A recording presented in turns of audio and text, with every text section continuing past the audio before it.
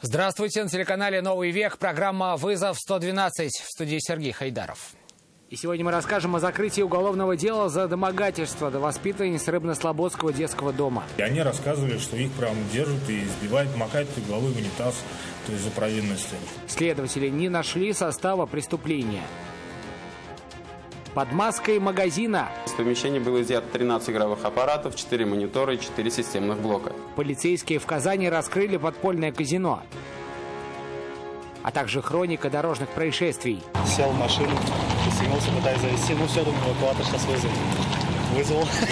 Это и не только прямо сейчас.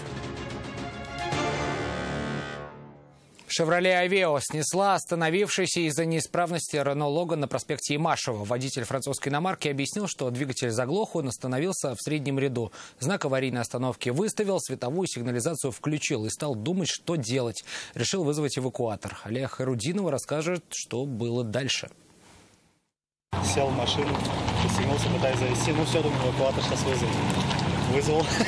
Водитель Рено хотел вызвать эвакуатор из-за проблем с двигателем, но вскоре добавилась еще одна причина. В первом случае машина еще была на ходу, хоть и не заводилась. Водитель выставил аварийный знак и стал думать, что делать дальше. А вот после того, как заглохшую иномарку снесла «Шевроле», ехать машина уже никуда не могла, даже если бы и завелась. Повезло, нормально еще. Легко отделались. Он пострадал, может, пристегнут был. Сами испугались, наверное, такого толчка. Я сначала не понял, что произошло, потом вышел, смотрю. Ну, испугался дальше. Медики не вызывали никого? Да нет, нормально все вроде, смысл вызывать. Это авто арендованное или ваше личное? Машина? Да. Арендованная. Я уж позвонил хозяину, он говорит, что, как? Я говорю, ну, меня вписались. Ну ладно, оформляйся, говорит, ничего не знаю. Дорога на этом участке была относительно свободна. С большей долей вероятности водитель «Шевроле» слишком поздно заметил стоящий автомобиль.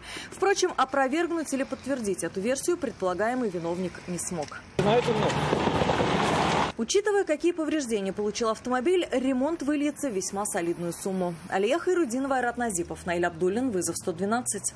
В лесопарке Лебяжье в кювет улетел «Ситроен». По предварительным данным, резко вывернув руль, мужчина за рулем иномарки попытался избежать столкновения с «Газелью», водитель которой не уступил дорогу легковушке, выезжая со второстепенной дороги.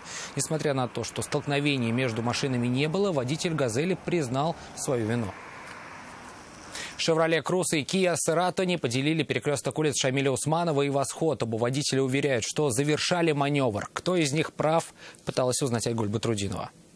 Маневр начал делать, а он оттуда летел, он на красный. Водитель «Шевроле» рассказывает, что стал поворачивать налево на желтый сигнал светофора, но завершить маневр не успел. Его машину протаранила «Киа Церато». Свою вину он признает? Ну, сейчас ГАИ приедет, разберется. Второй водитель комментировать на камеру ничего не захотел, но рассказал, что виноват именно водитель «Шевроле», поскольку, по его мнению, он должен был уступить ему как помехе справа. Дожидаться сотрудников молодые люди не стали и решили самостоятельно направиться в Центр оформления ДТП. Айгуль Бадрудинова, Нафиса Минязова, Константин Бушуев, «Вызов 112». Уголовное дело по факту громкого убийства таксиста передано в суд. 26-летнего жителя Волжска обвиняют сразу по нескольким статьям. По версии следствия, в сентябре минувшего года он со своей сожительницей поехал к знакомым, чтобы забрать деньги, поскольку ему якобы нужно было возместить ущерб тем, у кого он украл мобильный телефон и цепочку. Попросили знакомого таксиста отвезти их в село Сухая Река, но по пути передумали и направились в сторону села Шигали Высокогорского района. В какой-то момент девушка попросила остановиться и ушла в сторону лесопосадки. Тогда злоумышленник схватился за нож, 7 раз ударил по спине водителя. Потерпевшему удалось выбраться из салона машины, но травмы оказались несовместимыми с жизнью. В это время девушка вернулась к машине, увидела, что произошло. Но молодой человек ее запугал и увез в Волжск на машине убитого таксиста. На следующий день ей удалось сбежать, и правоохранители задержали парня в тот момент, когда он пришел за ней в ее квартиру. При этом, когда он возвращался в город, он находился в состоянии алкогольного опьянения и совершил ДТП на машине потерпевшего. В настоящее время злоумышленник свою вину полностью признал. Судом по ходатайству следователя в отношении него избрана мера пресечения в виде заключения под стражу. 9-месячная девочка утонула в ванной во время купания. Трагедия произошла в одной из квартир на улице Бирюзовая. Как установили следователи, 33-летний отец ребенка отвлекся на телефон, оставив дочь одну. Спустя минут 10 услышал, как из ванной на пол льется вода. Мужчина пытался оказать дочери первую помощь и сделать искусственное дыхание, но девочка к тому моменту была уже мертва. По данному факту следственным органам Следственного комитета Российской Федерации по Республике Татарстан возбуждено уголовное дело по статье «Причинение смерти по неосторожности». Состава преступления нет. Уголовное дело в отношении трудовика Рыбнослободского социального приюта прекратили. Следователи, опираясь на результаты экспертиз, считают, что нет доказательств приставания мужчины к несовершеннолетним воспитанницам. Подробности скандальной истории в репортаже Нафисы Минязовой. Вот так. То есть он так берет вот так вот, прям за грудь, да. А у детей же растущая грудь, зачем он берет? Мне, вот, допустим, когда вот так делал, мне очень сильно потом заболела грудь. Вот так, вот так. То есть он вот берет вот за эти интимные места, получается, трогает. После этого видео в отношении преподавателя начались проверки. Возбудили уголовное дело в отношении неустановленного лица. А трудовика отстранили от работы, хотя из детского дома не уволили. А его уволили или отстранили? Отстранили. Эти признания сняла биологическая мать одной из девочек. Родительских прав на 2 детей ее лишили в 2018 году за злоупотребление алкоголя. Сама женщина уверяла, что за долги по коммунальным услугам. Младшую 3-летнюю девочку ее тут же удочерили. Старшую 9-летнюю поместили в детский дом в Рыбнослободском районе. И там, по утверждению матери девочки, ее представителей детей еще и били. Приезжали, видели синяки, допустим, у детей. Они рассказывали, что их прям держат и избивают, макают головой в унитаз. То есть за провинности. Это был один из главных аргументов в пользу оформления опекунства бабушкой девочки. Этот вопрос все еще решается в суде. По уголовному же делу было проведено множество разнообразных экспертиз, выводы которых заставили следователей усомниться в правдивости показаний девочек. Также в настоящий момент в Высокогорском межрайонном следственном отделе проводится проверка по факту клеветы и заведомо ложного доноса. Уголовное дело в связи с этим прекратили, однако мать девочки с этим не согласна. Вы верите, что она говорит правду? Конечно. Любой человек, который эти 8 роликов увидит своими глазами. Ее подруга уверяла, что имеет связь с потусторонним миром, и тонкие материи ей сообщили, что дело закрыли за взятку, и даже сказали, в каком размере. Сумма взятки, посчитаем. Раз. Проводимая следователями проверка должна ответить на вопрос, для чего надо было обвинять преподавателя и подговаривал ли кто-то девочек. И по ее итогам, возможно, будет возбуждено уголовное дело. Нафиса Минязова, Наиля Абдуллин, Константин Бушуев. Вызов 112.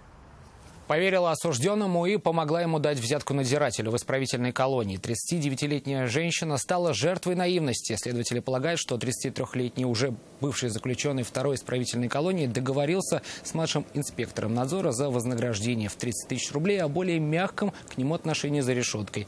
Деньги сотруднику перевела знакомая осужденного, но как только мужчина, сидевший за кражу, освободился из мест не столь отдаленных, он пропал, не отдав долга. И дама решила написать об этом заявление в полицию, чтобы вернуть свои деньги.